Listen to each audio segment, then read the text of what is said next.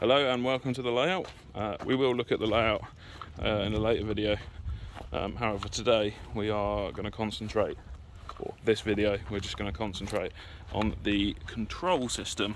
So, what we have is a very highly modified FlySky FSI6 transmitter, which has been rehoused into a 3D printed enclosure.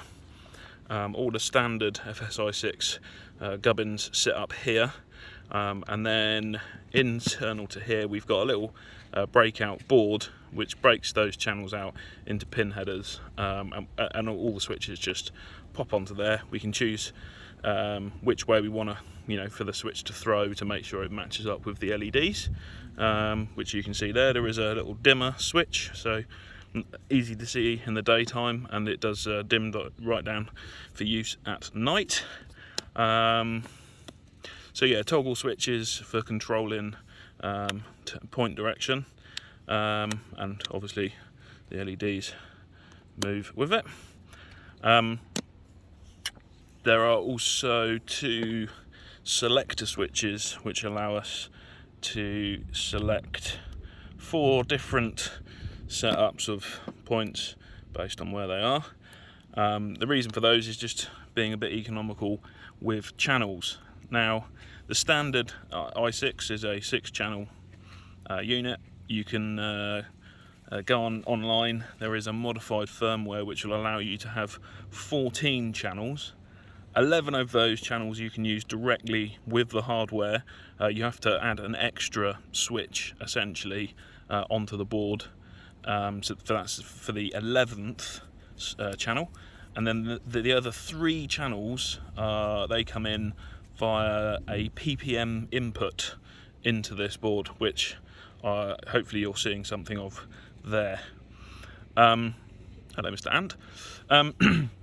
So yeah, I've actually got a Pro Mini in here, an Arduino Pro Mini. That is taking a couple of inputs, I believe this one, and that one, and it's turning those into a PPM output, which is fed into the back of the i6 controller board, and then being sent out over iBUS. So that's what we're using for this. We get 14 channels over iBUS, and they come into the main controller, which is sat here. So yeah, that's basically that. It allows us 14 channels of control. The main reason for doing this over something like an NRF module was the fact that I didn't know how to code NRF modules. I'm getting there. It's a little bit legacy as well from last year. Last year we used an FSI6, which hopefully I'll put up a little thing of just there so you can see it. And that FSI6 was fairly modified with a little panel on the front. That allowed us 10 channels, but what we were doing was using the endpoints in here to control the servo endpoints for the point motors, which we'll get to in a bit. That may be in a second video, depending. My last videos were majorly long, and I don't want to make this one horrendously long, so we might split it up a little bit into different bits.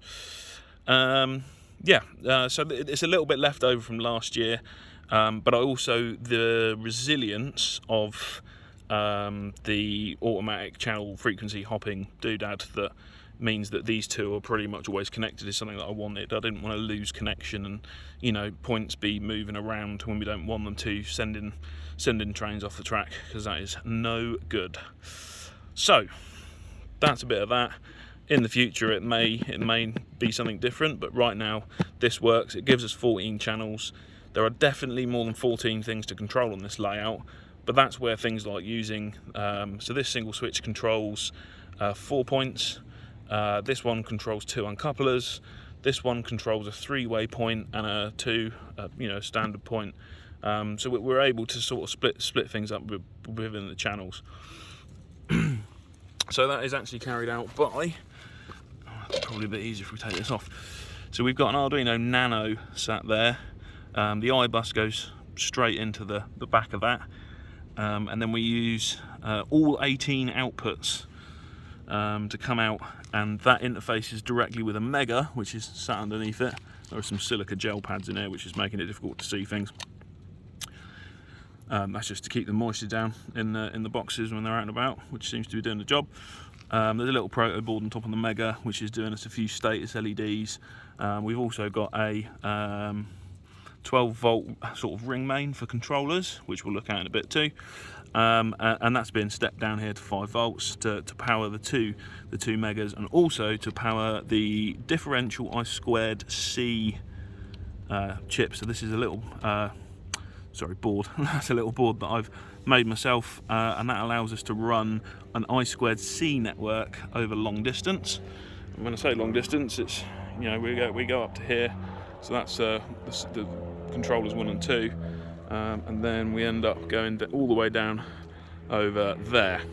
So that runs over Cat5, really easy. We just, you know, run a Cat5 cable around with some super seal connectors, and then we sort of tap off at each box.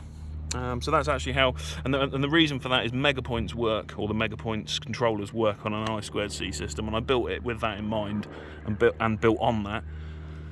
However, long distances I was worried about interference, so that's why I've gone with a differential I2C setup.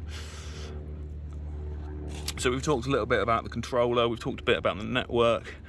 The controller works by actually sequencing events. I'm going to put, while I'm talking away, hopefully I'll put some little bits up of things being sequenced. But basically this sequences events. So there's a code, quite a large bit of code for me, that sits inside the Mega, and what that's actually doing is on a single switch event. So for this one, that would actually control this signal here, that point motor, and this signal in such a way that it is sequenced. So you would get a set to danger, you would get a point change, and then you would get a set to clear.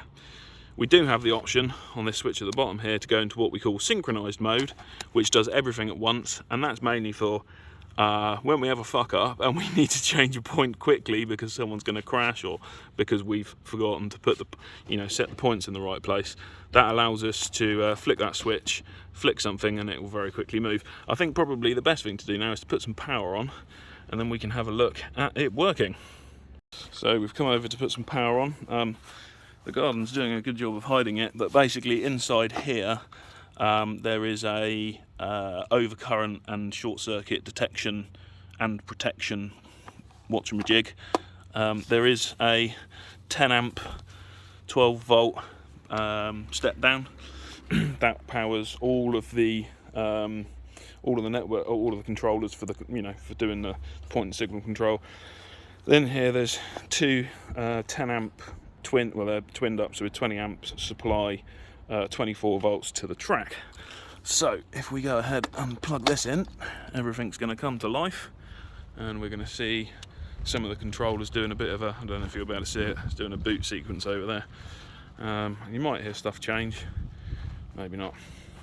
Right, yeah, there you go, it's just taking over. I don't know whether you can hear any of that, but things are currently moving. So what's actually just happened there is you didn't see the boot sequence. It's not really much way of me doing it by turning it on and then coming over to here, but essentially what happens is it goes through, boots the controllers, it then reads all of these switches and sets the layout accordingly. So we've just done that. A couple of LEDs in here. We've got one to show a run, which is that one at the LED at the back. We've got run to show status, so that is in sequence mode, and that is then in synchronized mode. I got those two the wrong way around, but sure. So that's just telling us which mode that's in. We've also then got a transmit LED, so we can see that things are going and actually being transmitted across the network. And for some reason that one's got stuck. There we go, it's there now. And then there's also two LEDs here, one of which is a red and one is a green, and that's so when we are setting stuff up, and this is probably not going to go on the right way around. However, what you can do is put this on here, like so. Just definitely going to be the wrong one. Oh no, I got the right one. Amazing. And basically what we have here is we have a green LED flashing, which is telling me that everything is currently set. Well, it should be a red LED because everything's set to danger. I've got that the wrong way around. Oh, no, shit happens. So I don't know if you can see, but all of the light signals down there and all of the semaphores are currently set to danger. And all the points are currently set through. If I then move that over, you will see that they are then all set to clear, including, so we've got all of the semaphores are now clear, all of the light signals are now clear. If we look down there as well, so yeah, should be able to see those are all clear, and all the points are actually now switched. So you can see they're all switched. So that's just something that I put in to allow us to set things up a bit better, or a bit easier. Take that off, and you probably heard it there, but that's just grabbed the point controller. So it basically takes control away from the point controller, gives it to the Mega. The Mega sets all the points and then the signals to one direction or the other. The other feature that we have in here is we actually have a fail-safe. So if for any reason you lose connection, what you actually get is both light up, and none of the points move. However, all of the signals are now set to danger. Idea with that being, if for any reason, you know, this goes, we lose connection, someone walks off with it, whatever, then people can understand that we don't have connection and that nothing's going to move. No signalman is looking after the layout. So yeah, everything then is set to danger. And what you will see is if I just switch that back on again, it will think about it, it will grab it, and then we'll go through a little sequence of resetting the layout. For some reason, I've turned that on and it hasn't turned on. That's not usually a thing. There we go, it's turned itself back on again now. So yeah, what you should see is all of these signals go through and reset to the right way round. Yeah, so they will come back again. That is about that for this little setup here. It's about as clever as it is. Those are all the features that it has, other than obviously being able to control stuff. So I'm going to just show you a sequence. I'm going to try to get both of them in shot for the moment. So this point here, which is the one in front of us, and these two signals, currently we are in sequence mode. So if I switch this over, what you will see is a set to danger, you'll get a point move, and then you will get set to clear. So that's a fairly simple animation, in the fact that it's only controlling a couple of things. And again, we can switch that back again. If I now go over into synchronized mode and switch that, you will see that everything happens at the same time. And that, like I say, that's just in case we need to change points for some reason, if we've either left them in the wrong place or someone's about to crash into someone else and we need to divert them. Now, some of the more complex animations, I'm going to take you over and show you the sidings. So these are the sidings. Into the siding we have got a light aspect signal, the little green there. We've also got a direction signal, which is not, prototypical at all. However, something I came up with just so we can see from over yonder what's actually going on in the yard. So currently we are set to siding A, and what I will do is just in sequence mode, set it to siding B. So what we'll actually get is we'll get a danger, we'll get a point move, it will indicate a direction, as in which one we're going to. When it's happy that everything's moved, we'll then get another clear on the main signal. And again, so that's now moving over to siding C, and again, and up to siding D. And you do get corresponding changes in the light signals, which you can't quite see at the moment as this changes over.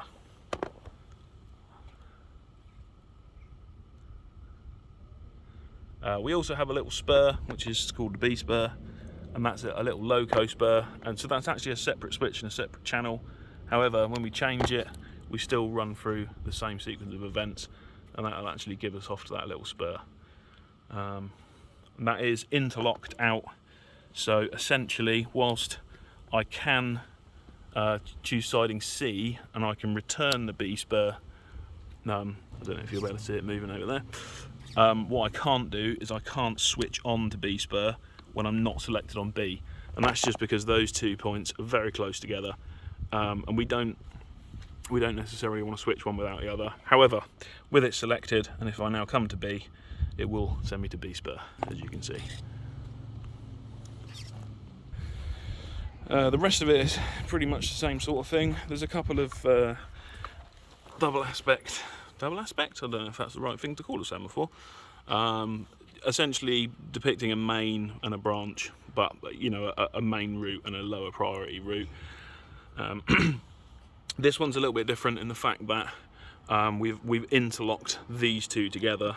So if I change this one, and this is again in sequence mode, you can see what's going on there. However, if I want to change the point in front of that, quite clearly that's we can't leave here with that point switched. So what actually happens is that one isn't locked out, and I don't know if you saw it, but that little light signal in the back there changed. And whilst I can select the direction of the point, I won't get a signal set to clear unless that one is switched back again in front of it, at which point we will get a clear on whichever one we have selected.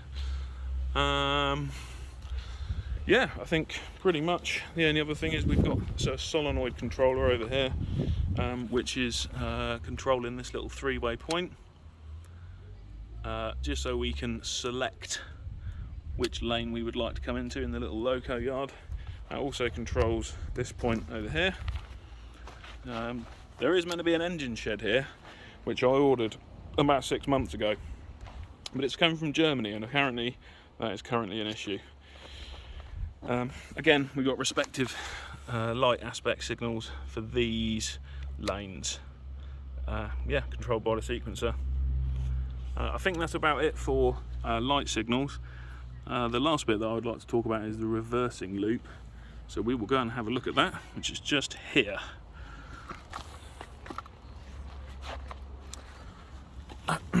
Okay, the reversing loop is actually controlled by a Nano sat in the box. This one is one of my own controllers, something that I designed based on it works with the Megapoints. I don't know how well you can see that because it's very sunny out here. Megapoints I2C network. So yeah, we've got the little differential I2C controller giving us I2C out here. Again, voltage regulator which takes the 12 volts, steps it down, and then there are lots of transistors. I don't know the correct setup for this, the correct name for the setup for this, but essentially what these do is when the input is high, they switch on one transistor, and when the input is low, they switch on the other transistor. So that's using one PNP and two NPNs. That allows us to have the red and the green on the signals for one input, essentially. And standard, but the off condition is red. So they have to be high to be green. So if a controller dies or we have a problem, then they all go to red, which is the safest place for them to be.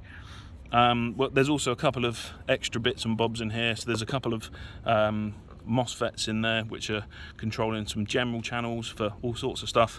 There is a relay in here, so an on-ron relay. That's what looks after switching the polarity of the reversing loop. So we've got some little 3D printed isolator doodads here. Another one over there, so that isolates this whole bit of track from the rest of it. There's my shadow. And then we take a power feed from one side, and that allows us to bring a loco in. We detect that the loco is here, and we do that with a little reed switch just there. So we've got one reed switch there and one on the exit. So as the loco comes this far in, it detects that it's here, changes the polarity of the track, allows you to drive out, no issues. And when you hit the out sensor, essentially it sets a timer off in here, and after 10 seconds it resets the track. It also controls these light signals and the reverse loop, so there's like a little reverse loop light there that comes on just to let you know the status of the loop. They're all controlled independently of the main control systems. The reverse loop is its own little thing, but this box also does a load of other light aspect signals. But it was just useful to stick everything in the same box. So there are a few of these boxes around. That's one of the Megapoints solenoid controllers, which is controlling solenoids, switches.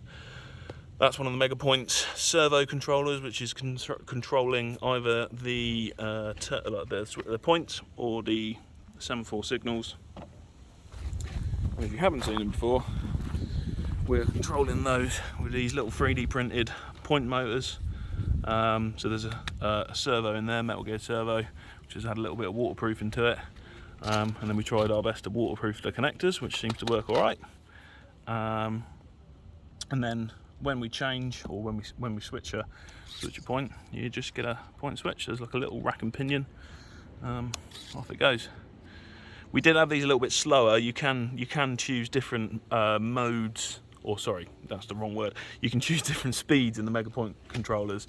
However, we've gone with this speed just because in case we have any problems. Yeah, I think that's about that for points. They're fairly simple. The only other bit is the semaphore signals themselves. So these were made by the man himself. I might stick some little build photos. I think we've got some around. We tend to take a lot of videos and not many photos. 3D printed arms, a bit of piano wire, and then 2 servos at the bottom, which are actually using 3D printer filament, some PETG filament that I had lying around. There's link arms at the bottom there, just allows us to adjust it. And then essentially when we get a switch, you get a nice bit of movement from the signals.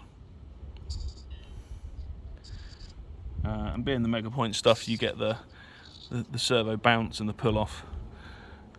Yeah, so there's a few of those around, some singles, some doubles all over the layout. And I think I've said it once before, but that's it. Well, I hope you've enjoyed me waffling on about our control system. If there's any questions or things that you'd like to know, or code, I mean, I'm happy to share the code. It is fairly specific, and it is built by me, so it's not. It's definitely not the best code in the world. However, it seems to work for this instance, this application. Yeah, so rather than waffle on, I think that's about that. We're going to go and run some trains. Are we going to run some trains? We're going to run some trains. So, yeah, thanks for coming along on this little mini adventure, and I'll see you all soon.